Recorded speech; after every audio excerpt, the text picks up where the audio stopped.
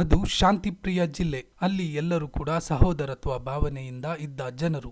ಆದರೆ ಕೆಲವರು ಹಿಂದೂ ಮುಸಲ್ಮಾನರ ನಡುವೆ ಬಿರುಕು ಮೂಡಿಸುವ ಹುನ್ನಾರ ಮಾಡ್ತಿದ್ದಾರೆ. ಅನ್ಯ ಕೋಮಿನ ಯುವಕರ ಗುಂಪು ಹಿಂದೂ ಯುವಕನ ಮೇಲೆ ಹಲ್ಲೆ ಮಾಡಿದ್ದು ಕೊಡಗಿನಲ್ಲಿ ಮತ್ತೆ ಅಶಾಂತಿಯ ಭಾವನೆ ಮೂಡಿಸುವಂತೆ ಮಾಡಿದೆ. ಕೊಡಗಿನ ನಾಪುಕ್ಲು ಗಲಭೆಯ ಕಂಪ್ಲೀಟ್ ಅಪ್ಡೇಟ್ ಇಲ್ಲಿದೆ ನೋಡಿ. ஒரு ப்ராப்ளம் நங்கட பாடக்கு போகாக நங்க ಗಾಡಿ ನಿಂಚೋಗಾಗ ಆರೆಂಜ್ ಬ್ಲಾಕ್ ಇರ್ತರೋಗಾಗ ಸೌಂಡ್ ಬಾಕ್ಸ್ ಕಟ್ಟೋಗಾಗ ಹಿಂಗ ದಾಡ್ಸರ್ ಗೋಪಕ್ಕೆ ನಂಗಡ ಜಾಗ ನಂಗ ನಿಂಚೋಗಾಗ ಜಿಗಿ ನೀನಂಗ ನಿಂಚಿಟ್ಟೆ ನೀನಂಗ ಅದಕ್ಕೆ ಹೋಗಿ ಇದಕ್ಕೆ ಹೋಗಿ ಹಿಂಗ ದಾಡ್ಕೋಬೇಕು ನಂಗಡಲ್ಲಿ ಉರುಸ್ರಿ ನಾವಪ್ಪ ನಂಗೆ ಏನೇನು ಒಂದು ಗಲಾಟೆ ಮಾಡ್ತೀವಿ ಕೋಣ ನಂಗಡ ಮಾಡಿ ಮೈಕ್ ಅದು ಕೂತ್ಕೊಂಡು ನಂಗಡಲಿಗಪ್ಪ ನಂಗೆ ಎಂತ ಹೋಗಬೇಕು ನೀ ಪ್ರಾಬ್ಲಮ್ ಮಾಡಿ ನೀ ತೊಂದರೆ ಮಾಡಿ ನಂಗೆ ಇಂತ ಇಂತ ನಂಗಿಂದ ಒಂದು ಪ್ರಾಬ್ಲಮ್ ಮಾಡಿದ್ಲಲ್ಲ ಹಿಂಗ ಪ್ರಾಬ್ಲಮ್ ಮಾಡ್ತೀವಿ ನಮ್ಗೆ ಶುರು ಮಾಡೋದು ಕೆಂಕೆಂಡ್ ನಿನಗೆ ವಾರಂಟಿ ನಂಗಳ ಈಗ ಎಮ್ಮೆ ಮಾಡಿ ಉರುಸ್ಗೆ ಹೆಚ್ಚಿನ ಪಾಪ ಸರ್ ನಂಗಡ ಹೆಚ್ಚಿನ ಪಾಪ ಅಲ್ಲ ಭಾಗವಹಿಸ್ತೀವಿ ಊರ್ ಮನ್ಸಿಗೆ ನಂಗೆ ನೀರು ಕೊಡ್ತಾ ಇಪ್ಪಂಗೆ ಬುದ್ಧಿ ತತ್ತಿಗೆ ಹಚ್ಚಿಗೆ ದಾಡು ಬರಂಡ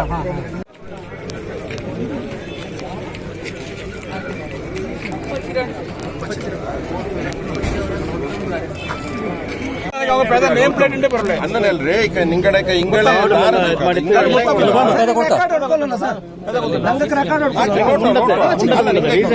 ಮಾಡೋಣ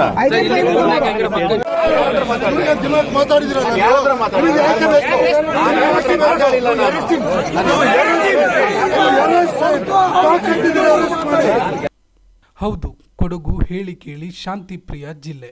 ಇಲ್ಲಿನ ಜನರು ಸಹೋದರತ್ವ ಭಾವನೆಯಿಂದ ಸಾಮರಸ್ಯದಿಂದ ಇದ್ದ ಜನತೆಯ ಮನಸ್ಸಿನಲ್ಲಿ ಅಶಾಂತಿ ಮೂಡಿಸುವ ಮನಸ್ಥಿತಿಯ ಯುವಕರು ಮಾಡುವ ಹೇಯ ಕೃತ್ಯಗಳು ಸಮಾಜವೇ ತಲೆ ತಗ್ಗಿಸುವಂತೆ ಮಾಡಿದೆ.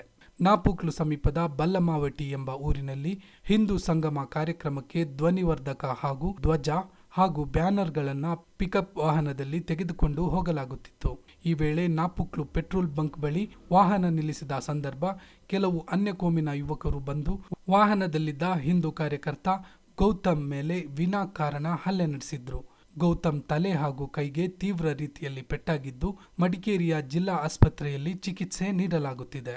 ವಿಚಾರ ತಿಳಿಯುತ್ತಿದ್ದಂತೆ ನೂರಾರು ಸಂಖ್ಯೆಯಲ್ಲಿ ಜಮಾಯಿಸಿದ ಕಾರ್ಯಕರ್ತರು ರಾತ್ರಿಯವರೆಗೆ ರಸ್ತೆ ತಡೆ ನಡೆಸಿ ಆರೋಪಿಗಳ ಬಂಧನಕ್ಕೆ ಆಗ್ರಹಿಸಿದ್ರು. ಆರೋಪಿಗಳು ಬಂಧನವಾಗದಿದ್ದರೆ ಠಾಣೆಗೆ ಮುತ್ತಿಗೆ ಹಾಕುವ ಎಚ್ಚರಿಕೆಯನ್ನು ಕೂಡ ಸಂಘಟನೆಯು ನೀಡಿತ್ತು. ನಮ್ಮ ವಕೀಲರಲ್ಲಿ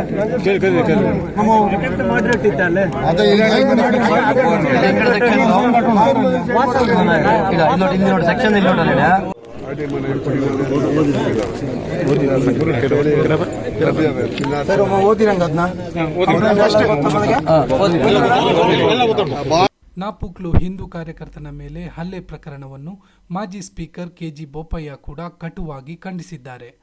ಹಲ್ಲೆಗೊಳಗಾದ ಗೌತಮ್ ಅವರ ಆರೋಗ್ಯ ವಿಚಾರಿಸಿ ಮಾತನಾಡಿದ ಮಾಜಿ ಸ್ಪೀಕರ್ ಕೆಜಿ ಬೋಪಯ್ಯ, ಇಲ್ಲಿಯವರೆಗೆ ಹಿಂದೂ ಸಂಗಮ ಕಾರ್ಯಕ್ರಮದಲ್ಲಿ ಅಹಿತಕರ ಘಟನೆ ನಡೆದಿರಲಿಲ್ಲ. ನಾಪುಕ್ಲುವಿನಲ್ಲಿ ಹಲ್ಲೆ ಪ್ರಕರಣ ಬಹಳ ಖಂಡನೀಯ. ನಾಪುಕ್ಲುವಿನಲ್ಲಿ ನಡೆದಿರುವುದು ಒಂದು ಉದ್ದೇಶಪೂರಿತ ಕೃತ್ಯ. ಪೆಟ್ರೋಲ್ ಬಂಕ್ಗೆ ಹೋಗುವಾಗ ಅನ್ಯ ಕೋಮಿನ ಯುವಕರಿಂದ ಹಲ್ಲೆ ನಡೆದಿದೆ. ಅದು ಕೂಡ ಹಿಂದೂ ಸಮಾಜೋತ್ಸವ ಮಾಡಕೂಡದೆಂದು ಹೇಳಿ ಅನ್ಯ ಕೋಮಿನ ಯುವಕರು ಹಲ್ಲೆ ಮಾಡಿದ್ದಾರೆ. ಕಾಂಗ್ರೆಸ್ನ ನಾಯಕರ ಮಕ್ಕಳ ಗುಂಪಿನಿಂದ ಹಿಂದೂ ಕಾರ್ಯಕರ್ತ ಗೌತಮ್ ಮೇಲೆ ಹಲ್ಲೆ ನಡೆದಿರುವುದು, ಹಲ್ಲೆ ಆರೋಪಿಗಳಿಗೆ ಕೆಲ ಪೊಲೀಸರ ಸಹಕಾರ ಇದೆ ಅಂತ ಕೂಡ ಬೋಪಯ್ಯ ಆರೋಪ ಮಾಡಿದ್ದಾರೆ. ಹಿಂದೂ ಕಾರ್ಯಕರ್ತನಿಗೆ ಹಲ್ಲೆ ನಡೆದಿರುವುದು ಇದೊಂದು ಉದ್ದೇಶಪೂರಿತ ಕೃತ್ಯ ಎಂದು ಮಾಜಿ ಸ್ಪೀಕರ್ ಕೆಜಿ ಬೋಪಯ್ಯ ಆರೋಪ ಮಾಡಿದ್ದಾರೆ. ಪ್ರಕರಣದಲ್ಲಿ ನಾಪುಕ್ಲು ಕಾಂಗ್ರೆಸ್ ನಾಯಕನ ಪುತ್ರನ ಕೈವಾಡ ಕೂಡ ಇದ್ದು ಇದಕ್ಕೆ ಸಾಕಷ್ಟು ಖಂಡನೆ ಕೂಡ ವ್ಯಕ್ತವಾಗಿದೆ.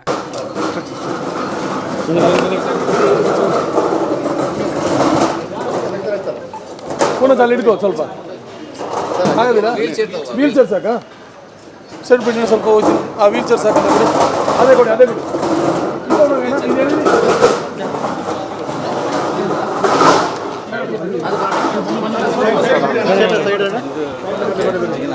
ಒಂದು ನಿಮಿಷ ವೀಲ್ ಚೇರ್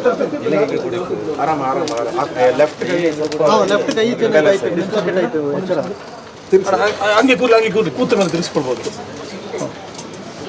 ಕೂತ ಮೇಲೆ ತಿರ್ಸ್ಕೊಳ್ಬೋದು.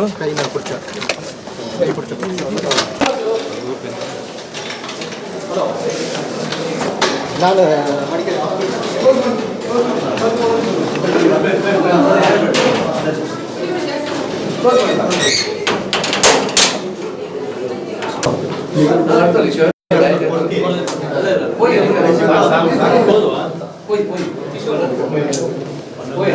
ಸಾಕು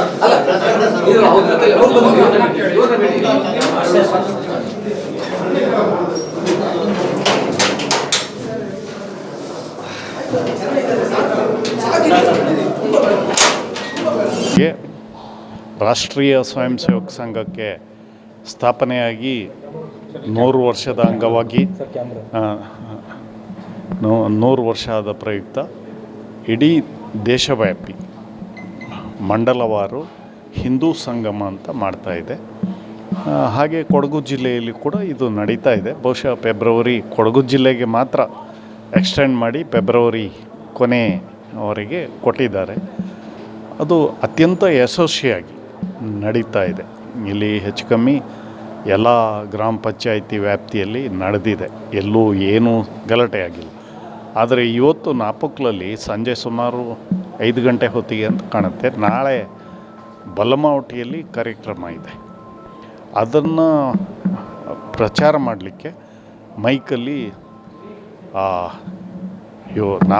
ಬಲಮಾವಟಿ ಗೌತಮ್ ಅಂತ ಹೇಳುವ ಹುಡುಗ ಮತ್ತು ಅವರು ಅನೌನ್ಸ್ ಮಾಡ್ತಾ ಅಲ್ಲಿ ನಾಪಕ್ಲಲ್ಲಿ ಇರುವಂಥ ಪೆಟ್ರೋಲ್ ಬಂಕ್ಗೆ ಡೀಸೆಲ್ ಹಾಕೋಕ್ಕೆ ಅಂತ ಹೋದಂಥ ಸಂದರ್ಭದಲ್ಲಿ ಆ ನಾಪಕ್ಲಿನ ಪ್ರಮುಖ ಅಲ್ಲಿ ಏನೋ ಹೋಬಳಿಯ ಅಧ್ಯಕ್ಷ ಅಂತೆ, ಆತನ ಮಗ ಇಸ್ಮಾಯಿಲ್ ಅನ್ನೋನ ಮಗ ಇನ್ನೊಬ್ಬ ಮುಸ್ಲಿಂ, ಅವನು ಕೊಟ್ಟಮಡಿ ಹಂಸ ಅಂತಲ್ಲ ಅಥವಾ ಬೇರೆ ಹಂಸನ ಒಟ್ರೆ ಹಂಸ, ಅವ್ರ ಮಗ, ಇನ್ನು ಕೆಲವರು ಸೇರಿ ಏಕಾಏಕಿ ಏನು ನೀವು ಸಮಾಜೋತ್ಸವ ಮಾಡ್ತೀರಿ, ಅನೌನ್ಸ್ ಮಾಡ್ತೀರಿ, ಮಾಡೋಕ್ಕೂಡ್ದು ಅಂತ ಹೇಳಿ ಹೊಡೆದಿಯಾರ ರಾಡದ ಹಲ್ಲೆ, ತೀವ್ರ ಥರದಲ್ಲಿ ಹಲ್ಲೆ ಮಾಡಿದ್ದಾರೆ.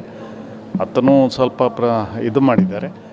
ಅವರು ಎಷ್ಟರ ಮಟ್ಟಿಗಿದ್ದಾರೆ ಅಂದರೆ ನಾಪೋಕ್ಲು ಪೊಲೀಸ್ ಠಾಣೆ ಸಬ್ ಇನ್ಸ್ಪೆಕ್ಟರ್ ಡ್ರೈವರು ಒಬ್ಬ ಮುಸ್ಲಿಂ. ಅದು ಮೊದಲಿಂದಲೇ ಹಾಗೆ, ಅಲ್ಲಿ ಯಾರೇ ಸಬ್ ಇನ್ಸ್ಪೆಕ್ಟರ್ ಹೋಗಲಿ ಡ್ರೈವರ್ ಮಾತ್ರ ಮುಸ್ಲಿಂ, ಎಲ್ಲ ಬ್ರೋಕರ್ ಕೆಲಸ ಮಾಡೋದು. ಆತ ಇಮ್ಮಿಡಿಯೇಟು ಯಾರು ಹಲ್ಲೆ ಮಾಡಿದ್ದಾನೆ ಅವನನ್ನು ಒಂದು ಆ್ಯಂಬುಲೆನ್ಸ್ ಮಾಡಿ ಇಲ್ಲಿ ತಂದು ಅಡ್ಮಿಟ್ ಮಾಡ್ಯಾರೆ.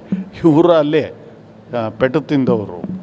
ಕಡೆಗೆ ಎಲ್ರಿಗೂ ಗೊತ್ತಾಗಿ ಅಲ್ಲಿ ಸೇರಿ ರಸ್ತೆ ತಡೆ ಎಲ್ಲವೂ ಘಟನೆಗಳು ಆದ ನಂತರ ಪೊಲೀಸ್ನವರು ಸ್ವಲ್ಪ ಚುರುಕಾಗಿದ್ದಾರೆ. ನಾನು ಬೆಟ್ಟಗೇರಿಯಲ್ಲಿ ಇವತ್ತು ಹಿಂದೂ ಸಂಗಮದ ಕಾರ್ಯಕ್ರಮ ಇತ್ತು, ಅಲ್ಲಿ ಭಾಗವಹಿಸಿದ್ದೆ. ಅಷ್ಟೊತ್ತಿಗೆ ಗೊತ್ತಾಯಿತು. ತಕ್ಷಣ ನಾನು ಕೂಡ ನಾಪೋಕ್ಲಿಗೆ ಹೋದೆ. ಅಲ್ಲಿ ಭಾಳ ಹೊತ್ತಿಂದ ರಸ್ತೆ ತಡೆ ಮಾಡ್ತಾಯಿದ್ರು. ಕೊನೆಗೆ ಬೇಡಿಕೆ ಇಟ್ಟರು ಅವ್ರನ್ನ ಅರೆಸ್ಟ್ ಆಗಬೇಕು ಅಂತೇಳಿ. ಇಲ್ಲಿ ಏನು ವಿತೌಟ್ ಎನಿ ಇಂಜುರೀಸ್ ಇಲ್ಲಿ ಬಂದು ಅಡ್ಮಿಟ್ ಆಗಿದ್ದಾನೆ. ನಾಪುಕ್ಲು ಘಟನೆಯನ್ನು ಮಡಿಕೇರಿ ಕ್ಷೇತ್ರದ ಶಾಸಕ ಮಂಥರ್ಗೌಡ ಕೂಡ ಖಂಡಿಸಿದ್ದಾರೆ. ಮಡಿಕೇರಿಯಲ್ಲಿ ಪ್ರತಿಕ್ರಿಯೆ ನೀಡಿದ ಶಾಸಕ, ಈ ರೀತಿಯ ಪ್ರಕರಣವನ್ನು ರಾಜಕೀಯ ನಾಯಕರು ಸಮರ್ಥಿಸಿಕೊಳ್ಳುತ್ತಿಲ್ಲ. ತಪ್ಪಿತಸ್ಥರ ವಿರುದ್ಧ ಕ್ರಮಕ್ಕೆ ನಾನು ಕೂಡ ಒತ್ತಾಯಿಸುತ್ತೇನೆ. ಧಾರ್ಮಿಕ ವಿಚಾರದಲ್ಲಿ ಯಾರು ಕೂಡ ರಾಜಕೀಯ ಮಾಡಬಾರದು. ಈ ವಿಚಾರದಲ್ಲಿ ರಾಜಕೀಯ ಮಾಡಿದರೆ ಕೊಡಗಿಗೆ ಕೆಟ್ಟ ಹೆಸರು. ಕಾನೂನು ಎಲ್ಲರಿಗೂ ಒಂದೇ, ಅವರ ವಿರುದ್ಧ ಕ್ರಮ ಆಗಲಿ ಎಂದು ಮಂಥರ್ ಹೇಳಿದ್ದಾರೆ. ಅದನ್ನು ತೀವ್ರವಾಗಿ ಖಂಡನೆ ಮಾಡ್ತೀವಿ. ಯಾರು ರಾಜಕಾರಣಿಗಳು ಯಾರನ್ನೂ ಅದನ್ನ ವಹಿಸ್ಕೊಳ್ಳೋ ವಿಚಾರನೇ ಅಲ್ಲ. ಕಾನೂನು ರೀತಿಲಿ ಏನು ಕ್ರಮ ತಗೋಬೇಕು ಅದನ್ನ ಕ್ರಮ ತಗೊಳ್ಳೇಬೇಕು. ಅದರಲ್ಲಿ ನೋ ಕಾಂಪ್ರಮೈಸ್. ಈ ವಿಚಾರಗಳಲ್ಲಿ ಯಾರು ರಾಜಕೀಯನೂ ಆಟಾಡಬಾರ್ದು. ಧಾರ್ಮಿಕ ವಿಚಾರದಲ್ಲಿ ನಾವು ಯಾವ ಕಾರಣಕ್ಕೂ ಒಬ್ಬರ ಮೇಲೆ ಒಬ್ಬರು ತರೋಕ್ಕೆ ನನಗಂತೂ ಇಷ್ಟ ಇಲ್ಲ. ನಾವೆಲ್ಲರೂ ಒಂದಾಗಿ ನೋಡೋಂಥ ಸಂದರ್ಭದಲ್ಲಿ ಈ ಥರ ರಾಜಕೀಯಕ್ಕೆ ಕೆಟ್ಟ ಹೆಸರಲ್ಲ, ಜಿಲ್ಲೆಗೆ ಕೆಟ್ಟ ಹೆಸರು ತರೋಂಥ ವಿಚಾರ ಇದು.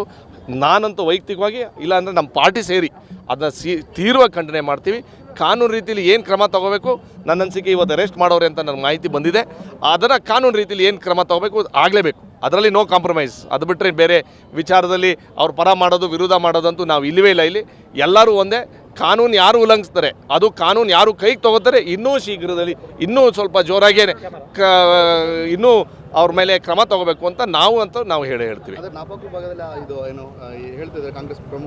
ಅದೇ ನಾನು ಈಗ ಒಂದು ನಿಮಿಷ ಅಣ್ಣ, ಇದು ಮಡಿಕೇರಿ ಕ್ಷೇತ್ರಕ್ಕೆ ಬರಲ್ಲ. ಅದು ಅಲ್ಲಿ ನನಗೆ ಗೊತ್ತಿರೋಂಗೆ ಅದು ಯಾರಾದ್ರಾಗಿರಲಿ, ಪಾರ್ಟಿಯವರು ಹೆಸರು ಹೇಳ್ಕೋಬೋದು, ಇಲ್ಲ ಪಾರ್ಟಿಲೇ ಇರ್ಬೋದು.